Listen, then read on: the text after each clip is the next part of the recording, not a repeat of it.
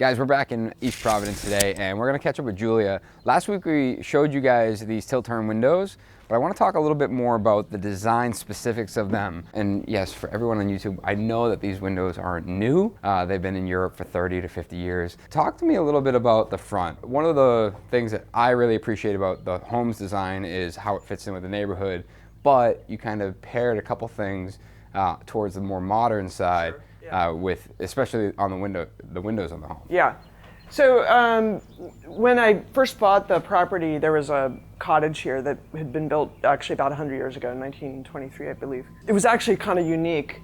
The rest of the neighborhood was built in the 50s in this small ranch-style houses. Mm-hmm. And I didn't want to do anything that would really alter the neighbor's perception of this site. You know, I didn't want to put a McMansion on. I had the zoning, I could have gone up a couple of floors. Yeah. But the property was plenty big enough for me to keep it one story on this side of the house and really blend in with the neighborhood. Mm-hmm. And then it drops, because of the hill, it drops down and I have 2 stories on the river side of the site. Right. And that's and that's the nice part about a hill site is that you can kind of fake that single story, but have a true. So it looks like a much smaller house than when you actually walk downstairs. You're like, oh, there's a lot of space here, really, right. You know, and really more space than I need. Yeah. But I was, so I knew I wanted to kind of have this neighborhood aspect that was really fitting in. We chose to do shingles, which is really traditional coastal Rhode Island thing to do. You know, the pitch of the roof is very consistent with the shape and pitch that it would have been on, you know, for the neighborhood. Right.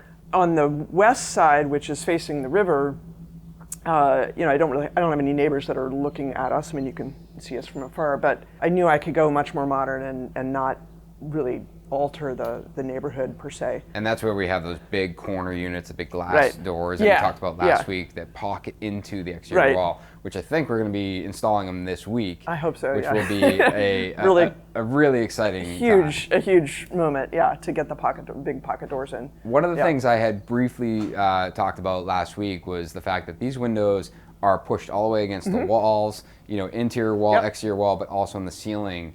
What was your intent there? So I guess the idea is, you know, you usually, like a room like this, you might have a window in the middle of the wall, or, you know, in this case, the bed would be sitting here, and you might have windows to either side. But I think it has to do with both kind of light, but which is that with the drywall coming into the side and up at the ceiling directly into the jamb, you just get a lot more raked light across that view, and you don't have that sense of a silhouette as much on the corner of the windows. Yeah, it's one of those things, especially when we're placing windows or even interior doors, oftentimes we're thinking, all right, what's the casing? How big's that casing? Exactly. We don't want that casing really tight up against this wall. We want some breathing room. Yeah. But what you just said, that silhouette, you know, if this was what I call like a punched opening, right? Yeah, exactly. You would have this drywall wall, and these walls would be painted the same color, but when you're facing this wall is going to look really white. And you're going to have almost this like 3-inch or whatever, however far that a dark silhouette. Yeah, it's this dark silhouette. The drywall will come in that whole, you know, that whole surface will be just one surface. And as that light pours in, it's casting across the entire wall, and you're not you're getting that one continuous. Right. So actually, it's you know, and we could talk about it with the skylights again. It's like light is invisible until it hits something, right? So the whole point of getting light in is not just having a hole in the wall, but having that light be able to hit a surface and light up that surface. So in this case, these face east. So in the morning, you know, you can actually just see it now coming through, but in the morning you get light coming in and hitting like that wall. Sure. And then this other direction is, you know, facing west. So you mentioned the morning and this being a bedroom. Yeah. Is there consideration for shades or blinds? Yes. That's actually a huge, I saw, you know, lots of questions about that. Yes, and I'm still a little struggling with it, only because structurally you can see we have our rafters. We have the rafters coming in. Now, in order to put a shade in, I only need to probably pull out the bottom 2 inches of the corner of that rafter. But I have to review it with the structural engineer. When Chris Cudmer was doing the framing, he and I talked through it. I had a detail that showed that. And he said, you know, I want to just go forward with this. If we're going to do it, it's going to have to be kind of a in place. And in place, we can, figure out structurally what we need to do to make it happen. Sure. Because it's not really, I don't think, structurally impossible. It's just that it was easier for him to keep framing it and not worry about it as right. It wasn't totally detailed out while he's framing the roof. Let's get the roof up. Yeah. We'll figure out. And what we were makes still sense. trying at the time to figure out exactly how the mechanicals worked. And Right. I didn't until the windows came. It's really hard to see exactly what's going to happen. But I think the point that people brought up, which is that as you're opening it, there's not a lot of room, so anything that you had would have to be pocketed so that the door didn't hit, or the window didn't hit. Agreed. And one of the most interesting comments I read was that, well, what happens when the window's open? You can't shut the blinds. And I was like, well, I don't think you'd shut the blinds. Usually if the window's open, the blinds. Yeah. The other possibility is actually to do something that sort of accordions out from the side, Sure. which is a possibility. The difficulty is the hardware. So, Right. And then the final thing is you could actually fix something to the window. I don't think I really want to do that, just because I don't want to necessarily have it hanging off, the top of the window. The aluminum frame. Yeah. What about bug screens? So this does have, they haven't installed them yet, but on the outside, there's basically an extrusion that they put in that has an accordion bug screen I don't know if it's accordion or roller, but it comes down and it clips onto the bottom. Yep. So when it's open, you wouldn't, it would just be passing by this plane basically. Sure. And it's the piece itself is tucked in, Up high there. So you can have the option of whether it's open or closed, and do that easier than having to take out an entire framed screen in like a more traditional window. Yeah. Because that's actually something that a lot of our clients take the screens off. Yeah. Because and it also doesn't honestly, look this that is great. this is one of the least buggy. I should knock on wood. I've It's the least buggy site we have. Yeah, it's really. I mean, other than there's the giant carpenter bees who are just here to maybe help out. I don't know. But they're I don't know if you have seen them today. They're giant and they're all over the place, but they don't. Sure. They're very innocuous. They're like just kind of chill around you. I think they're attracted to the wood smell. But that would make sense. Yeah. Probably where they got their name. But so I'm not as worried about screens as I might be on a different site. It's really breezy. There's But not having like the opportunity to do that to if we use need them, to do right. that. Yeah. This is east, west. So west west, is where you get to be more creative with your floor to ceiling glass in the living space. Yeah. But this window is really important to you. Right. So walk us through how this window came about. When we bought the property, which was in 2019, I needed to free up my money, and I knew I wasn't going to build right away. Pandemic hit, so various things put us on hold for a lot longer than we expected to. But the old house was here, and I sort of accidentally realized that the electricity was left on, even though we weren't like paying. But I walked by a security light, and the light blinked on. And I was like, "Oh my gosh, we have electricity! Like I could actually hang out here." And there was a toilet in the basement and a sink, so we thought, the water's running.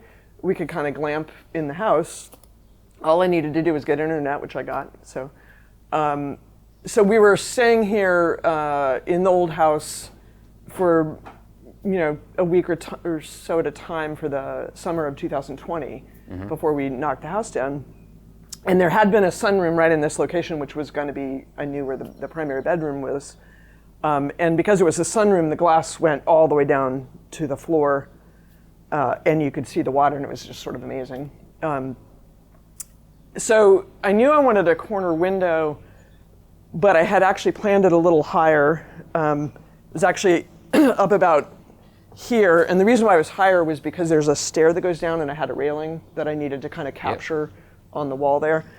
But I was lying there in bed and thinking, that really ruins, so I took some cardboard, set it up, and I, raised and lowered it to a point where, okay, this is the height I need to have in order to... That way when you're in your right bed here... lying in bed, I wake right. up, I can see the water. Yeah, because it's actually not very... If I'm at this elevation, say I'm lying It's down... kind of amazing that you can see how much water there right is now. to see. Yeah. But if that window was up, say, where that blue tape is... Exactly, right. You actually almost block the entire... So the window had been up here, and I thought that's just not going to work. I don't even see the tree line. Exactly, yeah. But it dropped down. And then the other thing was that because the Port of Providence, there's a lot of various things that happen. During the day, I find it fascinating and love watching it. But at night, it's really lit up so that the light pollution was bothering me. And so in that little sunroom I had when I was trying to sleep, the light of the port was really bothering me. So again, I took some cardboard and kind of put it in a place where I thought, okay, this is where it needs to be to not have that light pollution from the port, come into the bedroom. So this sort of worked out pretty well in terms of, it was generally the concept I had, but I think staying in the house for, several weeks over the course of the summer and that fall really allowed me to see stuff I just never would have noticed. And take advantage of like the inches that you gain. And I'm standing here looking at you, and I see that window gives me all of the residential side. Yeah. And if I step right here, I'm starting to see the windmills. And, which is fine, and it's the windmills aren't so much lit up, but just a little bit to the right of those, it starts to get lit up. Yeah. The other thing about punched window, what an architect might call a punched window versus more of a piece of glass, I guess, is you start to notice the shape of the wall, and to me that has like a lot of sculptural beauty to it. And you notice that in the living room, I think, even more. The way that we do that. Yeah. Before we do the skylight here. Yeah. So basically, having this skylight's a relatively small skylight, but it makes what otherwise would have been an interior hallway, something really bright and sort of surprising. Right. And there's no other opportunity for natural light in here. Yeah. It's also it's a narrow hallway. Mm-hmm. I mean, I was trying to keep things really efficient. Yeah. Maybe a little too small sometimes. But you don't get a sense of it being small because of the skylight. Well, but I feel like oftentimes someone, if they had that skylight, they would have just created this tube. Right. And it would have been this square light on the... Yeah, which would have been nice, but... It would have, but this here, again, it takes a really small amount of light and disperses it across, And honestly, from a cost point of view, there's zero difference in terms of how much it would cost to frame it as a tube and frame it as a flare. Right, and you can kind of start to see the light from this side coming down the light. So it gets a lot deeper. Yep. And throughout the day, that's going to change. Yeah, exactly. And which is, and that also makes it really special. And you can see that wire there. That's a tape light. So what we'll do is on the back side of that piece right there, we'll have basically a little tape of LED lighting that will come on with the rest of the other lights in the hallway. But one thing about a light well is making sure that at night it's not just this big cavernous dark thing. So that, if you only had the lights in the hallway, or if you had a light that was shining down and it would light the floor, but then if you light the actual skylight at night, you get that same effect at night. Otherwise it would be like where the monsters hide out. Right, exactly. Definitely. So similar to that skylight, you did the same thing here where you have three relatively small, and speaking of cost, these are off-the-shelf Velux skylights, and it's just a matter of detailing it, and you've detailed it in a way that this wall, we'll call that the floor of the skylight well, that wall, and then this ceiling actually rakes all the way up into the skylight. And the same thing here, where you're not creating these odd shadows or it's not punched, it's actually raking across all of those surfaces. I mean, it's interesting, a lot of people said, oh, keep the wood, because the plywood looks great. And it is sort of cool with the wood. It will be plastered, but I think the whole idea that the light really has surfaces to hit and to play off of is really important. And in this case, these are ventilating skylights.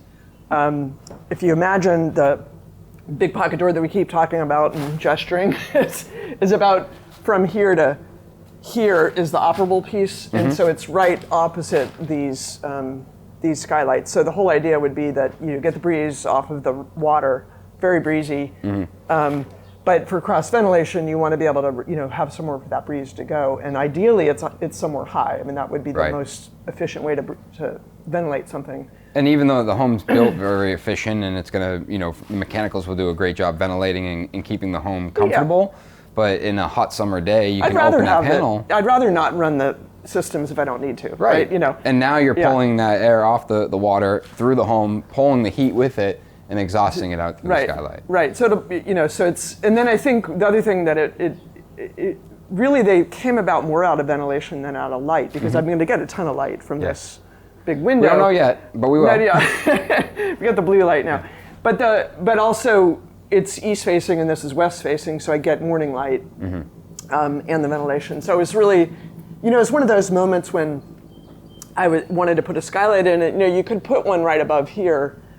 It would, first of all, it would interrupt the big west facing roof that I want to put solar on. So I didn't want it to interrupt the solar, but also putting it east and putting it, it's over that hallway in the bathroom, so I knew it had to have a light well to get it this way, as opposed to just being, it wasn't above the room. I wanted a light. Yeah. So, but anyway, I think that's one of the more surprising design features when you come in here, is to see that big light well. Yeah, I think there's a lot going on with just the windows and the skylights in general. Is that you have this opportunity where you walk in and then you do have the reveal of this corner unit, and then you also realize that you have skylights pouring in light. Right. And like you mentioned, more traditionally you'd have a skylight on here and then be pouring in the room and have this kind of square shape, and it would be on this roof in this side of the home, where that's on that side of the home pouring into this side of the home. Yeah. And again, this just goes back to the intentional design that you've spent a lot of time with. Yeah, and I think it's, from an architecture point of view, it's what I try to do, but I think it's always when you think a little outside the box, like, well, the skylights don't need to be in the living room to light the living room, was sort of how you think about it. And then what I was saying about the sculptural effect, this door into the entry aligns, with the bottom of the floor of that light well, which aligns then with the drywall as it's going down into that into the stairwell. And I could have done a squared off ceiling in the stairwell. There's lots of different things, but I kind of loved how this started to become really a three-dimensional kind of series of planes. And I think drywall, it'll be beautiful with the plaster because it'll get all those different facets and lighting during the day. Right. Which brings me to another point that we had talked through early on, kind of where do you spend your money, where do you not spend it? And we had talked through doing lighting, and we upgraded to this plastered in fixtures, which are by Entra, I think is the name, or no, Tech is the name of the company. Yep. Yeah, Entra is the line that Circuit Lighting hooked us up to, and they're a plastered in, so it's a 3-inch diameter aperture. And speaking of money, you chose to only do it in this space. Mainly. Well, I ended up doing it in most of the first floor because there weren't very many other fixtures, but most of the fixtures are in this space. Sure. I'm not doing it downstairs. Not in the basement, right. But because of that light raking across the ceiling, you wouldn't want just that plastic ring that you get with any other kind of light fixture, which eventually turns yellow or some other color. They never look great. They're fine if that's not what your focus is, but I think in a room like this, where the focus is the ceiling, or a big focus is the ceiling, you want to make sure that that light fixture doesn't detract from the whole effect of it. Fair enough. So I think that was really money well spent. But this Velux makes incredibly good skylights for off-the-shelf products. I just picked a size that worked, and I made it work for me. Right. I didn't need something custom. And this is kind of the point of this conversation, is that a lot of these considerations can be made with products that don't have to be overly expensive, don't have to be custom. It's really just thinking about how they're used and being more creative with the use. Like, Julia is mentioning using the skylights and diverting them across the roof line into another part of the home, spending a little bit more money on recessed lighting that is going to be a focal piece, especially with light raking across that ceiling. So hopefully that answers a few of you guys' questions, and also gives you a little bit of backstory about why some of these windows were designed they were and in the place that they were. And before we go, one question for you guys. I know that we're going to be looking for a new solution to this smoke detector that has to be there by code. We've seen the C-less products, but if you guys have a product that you'd recommend to hide that smoke detector, drop a link in the comments below. So a flush mount. A flush mount, code approved. Code approved. That is important. We're using the Kitty system here, Yeah. But open to hearing any suggestions. Yeah. Guys, appreciate you sticking around. Julia, thank you for being on again. You're welcome. See you guys next week. Yeah.